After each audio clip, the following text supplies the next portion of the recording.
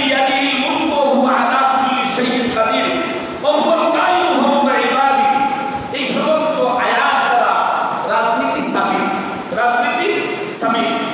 আমাদের সমাজের ধারণা হলো যে নামাজ, রোজা, হজ, যাকাত ইত্যাদি এর মধ্যে ইসলাম সীমাবদ্ধ, এর বাইরে ইসলাম আর কিছু নাই।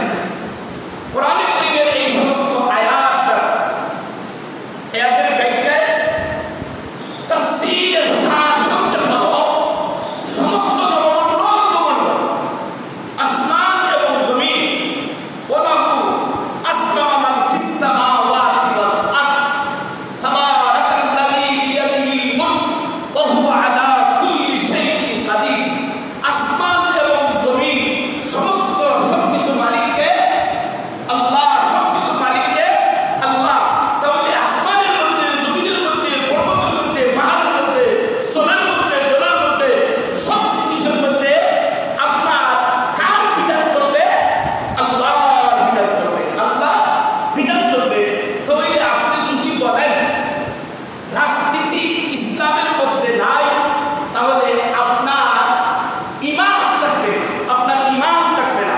যারা বলে রাজনীতি ইসলামের মধ্যে নাই, এই সমস্ত দল, প্রথম দলের নাম হচ্ছে ইসলামের দ্বারা রাজনীতি নাই বলে তাদের অনুসরণ যারা করবে এরা প্রথম হলো জিন্দিক হিসাবে। নবী আলাইহিস সালাতু ওয়াস সালামের উপর বিন্দু পরিমাণ যদি ঈমান থাকে, যে এই সমস্ত দলের অনুকরণ করা একজন মানুষের জন্য ঠিক নয়। দ্বিতীয় ফিরকা, ইসলামে শুধু নামাজ, রোজা, হজ, যাকাত ইত্যাদি মধ্যে সীমিত, আর কোনো কিছুই নাই। এই দল মূর্খ, ভ্রান্ত, কাফির। ইসলামে আর কিছু নাই, এই দল কাফির। তার প্রমাণ কি? আল্লাহ পাক রব্বুল আলামিন বলেন, আফাতুমিনুনা বিবাদিল কিতাবি ওয়া তাকফুরুনা বিবাদ।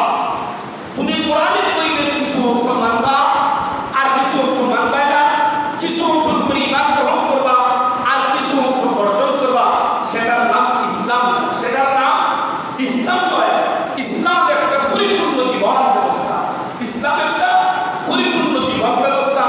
এই পরিপূর্ণ জীবন ব্যবস্থা হচ্ছে নবী আলাইহিস সালাতু ওয়াস সালাম বলেন, আল্লাহ পাক রব্বুল আলামিন যখন সমস্ত মানুষদেরকে সৃষ্টি করেছিলেন, তখন আমাদের সবাইকে বলেছে, আলাস্তু বিরাব্বিকুম, তোমাদের রবকে আমরা সবাই বলেছিলাম, কালু বালা, আমরা রব আল্লাহ, আমরা রবকে আল্লাহ। তাহলে এই জমিনের মধ্যে ন্যায়, ইনসাফ, নীতি কার রাজত্ব চালু হবে? আল্লাহ। কার রাজত্ব চালু হবে? আল্লাহর রাজত্ব চালু হবে। এখন যদি বলেন যে ইসলামের মধ্যে রাজনীতি নাই, তাহলে রাজনীতিটা আপনি কোথায় নেবেন? ব্যক্তিনীতির মধ্যে নেবেন, অন্য ব্যক্তির মধ্যে নেবেন, ব্যক্তিনীতির মধ্যে নেবেন, অন্য স্বার্থনীতির মধ্যে নেবেন। আর ইসলামের মধ্যে যদি রাজনীতি বলেন, তা আমি প্রথমে যে বলেছি, রাজনীতি হলো সমাজের মধ্যে ন্যায়, ইনসাফ, বিচার করা। সমাজের মধ্যে দুর্নীতি, রাজনীতি, সন্ত্রাস, গাঁজা যত কিছু আছে সব কিছু থাকবে না।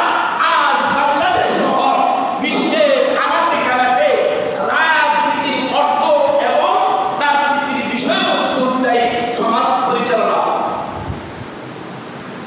তৃতীয় একদল আছে যে তারা বলে ইসলামের মধ্যে রাজনীতি আছে, সেটা তো অনেক পূর্বের যুগে চলে গেছে, এখন নতুন যুগ, ডিজিটাল আন্তর্জাতিক যুগ, সেটাই জমানার মধ্যে তো ইসলামের রাজনীতি চলে না।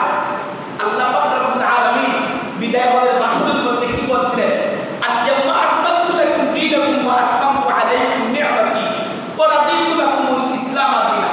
ও আল্লাহর গোলাম, আমাদের প্রিয় নবী মুহাম্মদুর রাসূলুল্লাহ সাল্লাল্লাহু আলাইহি ওয়াসাল্লাম এই পৃথিবীর মধ্যে আগমন করার পরে আপনার যত রকমের জুলুম, ব্যভিচার, হত্যা, রাহাজানি, শিশু ধর্ষণ, নারী ধর্ষণ, আরো জীবিত মানুষকে হত্যা করা, এই সমস্ত কুসংস্কার উঠছে না? উঠছে। তাহলে দ্বীনে ইসলামকে যদি আপনি পরিপূর্ণ মনে করেন না, আপনার ঈমান নেই, আপনি ডাইরেক্ট কাফির। আর দ্বীনে ইসলামকে যদি আপনি